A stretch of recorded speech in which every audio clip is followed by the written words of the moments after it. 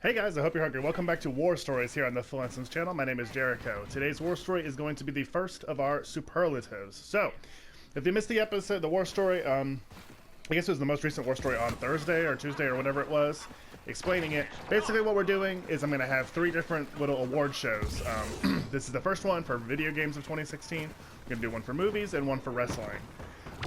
As this is games, this is going to be a little bit more visually complex or interesting than a lot of my stuff has been, I guess, if that's not too not too much to claim, because I'm going to try to actually be playing the game I'm talking about at the time. So the flaw in that, and also something I need to sort of explain about this, is I don't have an Xbox One and I don't have a gaming PC. There are many games that came out this year that were maybe just the best, and I just didn't play them. So this is my favorite games that I played in 2016, and I can't do much better than that.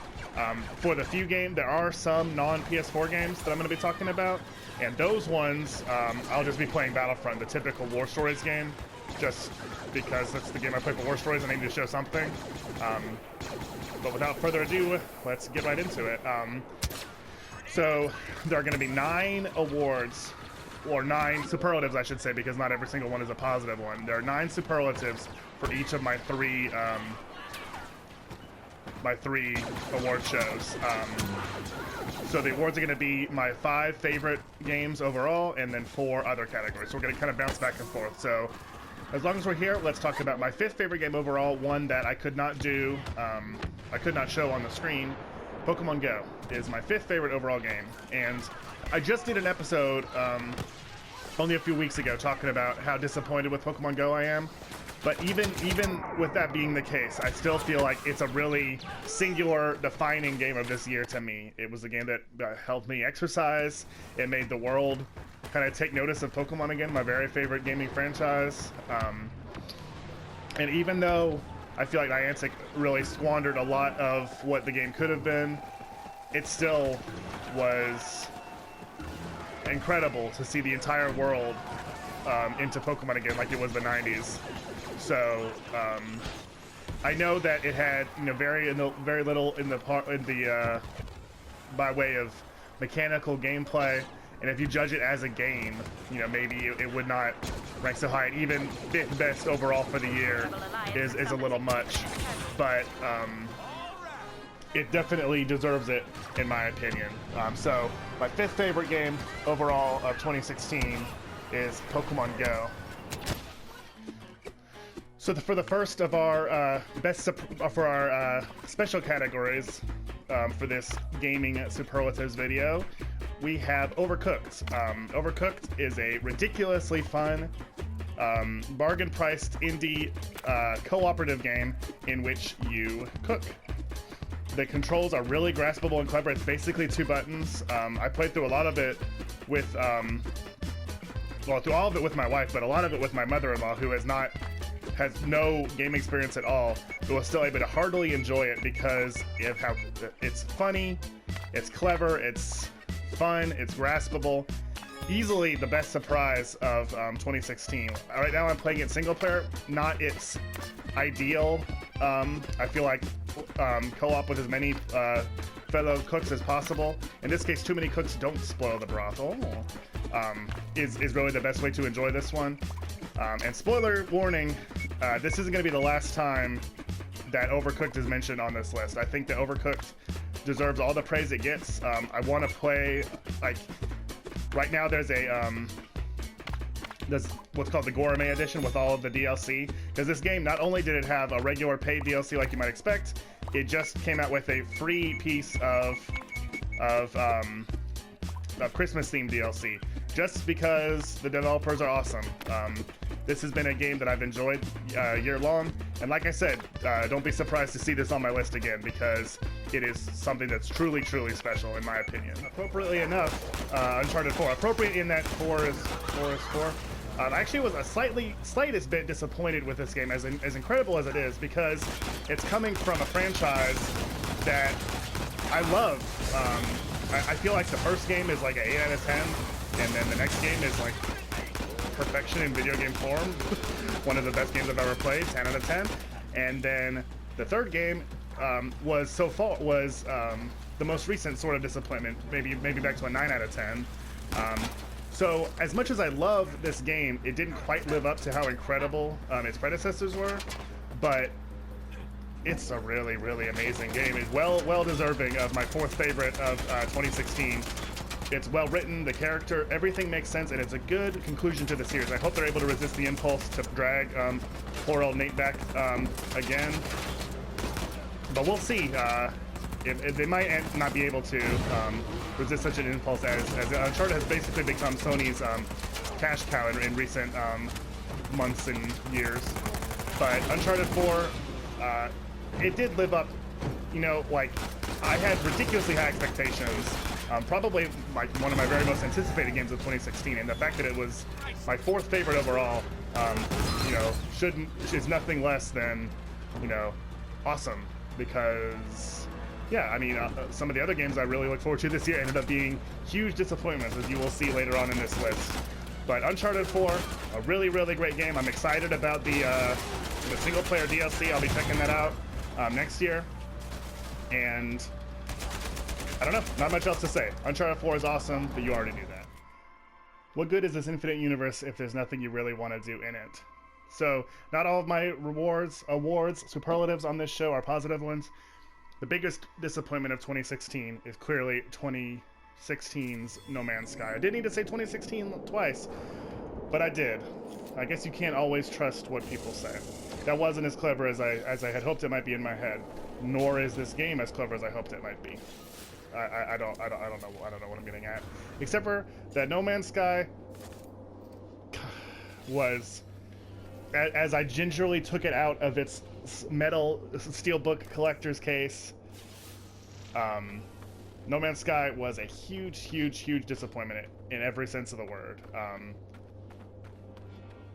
I thought this was gonna be, you know, the space exploring adventuring game of my dreams, and instead, this is it.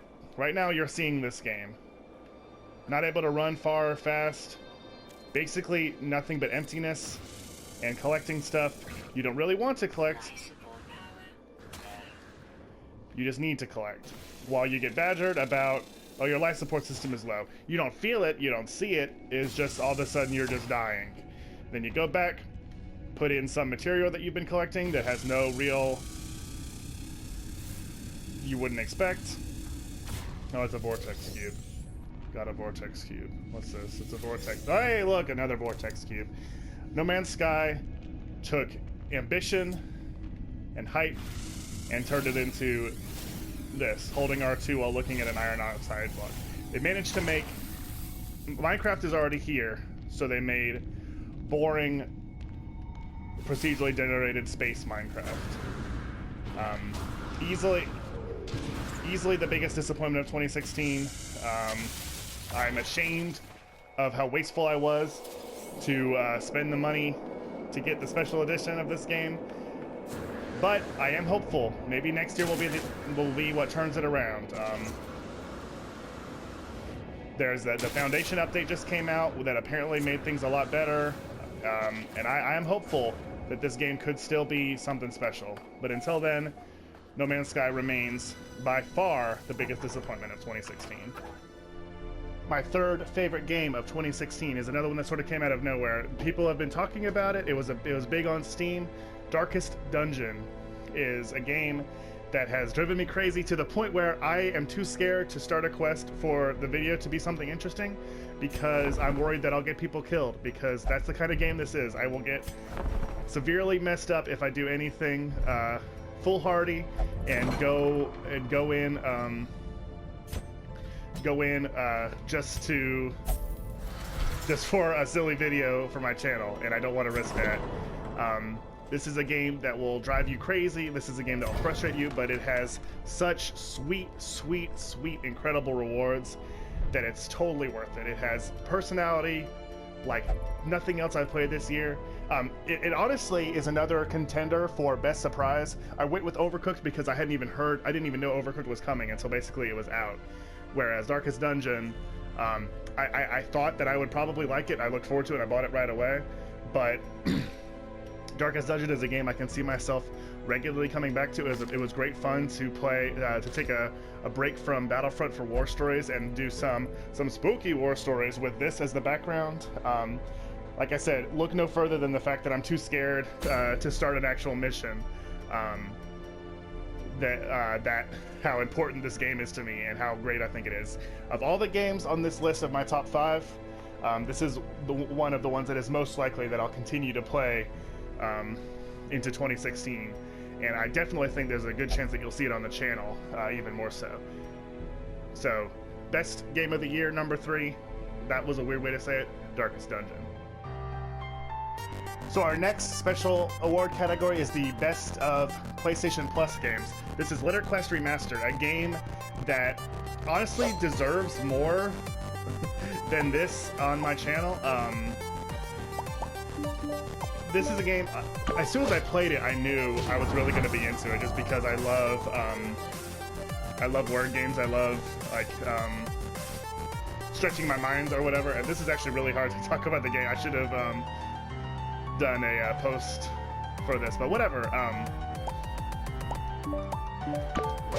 This game is fun and clever. It keeps you guessing. It keeps you involved. It adds good challenges throughout. The only reason that this didn't win Best Surprise is because it's a clear winner of Best of PlayStation Plus. There were some good PlayStation Plus games. I guess a lot of people would say that the clear winner would be the original Resident Evil, but I didn't enjoy that as much as I've enjoyed this. This is the one, easily the PlayStation Plus title that I've gone back to and played the most. I definitely find it to be clever and fun, engaging. I don't know, I'm kind of repeating myself, but Litter Quest is an awesome game that does not repeat itself. Easily the clear winner of Best of PlayStation Plus for 2016. My second favorite game of 2016 is Overcooked. I think that it is ridiculously ingenious and clever and fun. It's the best co-op multiplayer game I've played in the longest time. Playing it with my wife has been like nothing short of a joy. It's creative and clever. It has personality coming out of its pores. The music is great. The characters are funny. The controls are simple and graspable. I honestly could not say enough about Overcooked. I think, so you've already heard me kind of go on about it as Best Surprise, just because I never saw this coming in a million years. I saw a game called Overcooked, and I thought that would be a funny thing to do for a snack, because it references food. Never did I suspect that it would be my second favorite game of 2016, and really, it's practically the winner by default in some ways, because, I mean, if you're up against Pokemon, you don't have the best chance. Right now I'm playing it by myself, which is not the ideal way to enjoy Overcooked, but even so, it is just a complete delight in every sense of the word. If you haven't had the opportunity to play this game, I highly recommend it, and it kingly deserves its title as second place winner by default of 2016. Okay, so before we wrap up with my very favorite game of 2016, we're going down to the very depths of my very least favorite game of 2016. That game is Rogue Galaxy. So Rogue Galaxy is a PS2 game, I think, that was remastered and released as a PlayStation Plus game. I believe that's true, or maybe not. I could be wrong. And I fully contend that I may have misunderstood the game's instructions, but when I'm playing a game on my snack series, as just a 10 to 15 minute first look at the game, in that 10 to 15 minutes I should not get stuck and have no idea what to do. That means that your game does not get across what it wants you to do. And even if it did explain it, it should have made it more clear. It should have given me more than one chance to learn what I needed to do to actually enjoy the game. So I'm happy to say that the reason I'm not playing it is I refuse to download that trash again. I'm playing an actually fun space game. Rogue Galaxy was a waste of space on my hard drive, a waste of time downloading and recording it. I even only put up the episode because I needed something for that week. Like, it was not my best work. In every way, Rogue Galaxy was a complete and utter failure and disappointment, and I am a worse person for having had played it. finally, let's talk about my very favorite game of 2016. And we're back here with more Battlefront because, unfortunately, I can't show it on the screen. That's my dearest wish for my channel next year is to be able to start having 3DS content. I talked about how Pokemon is my favorite franchise of this year, and 2016, by the sweet grace of God, gave us another main entry into the franchise. Pokemon Sun and Moon. I will say Pokemon Sun, at time of recording, that's the one I played all the way through. I haven't started my copy of Moon yet.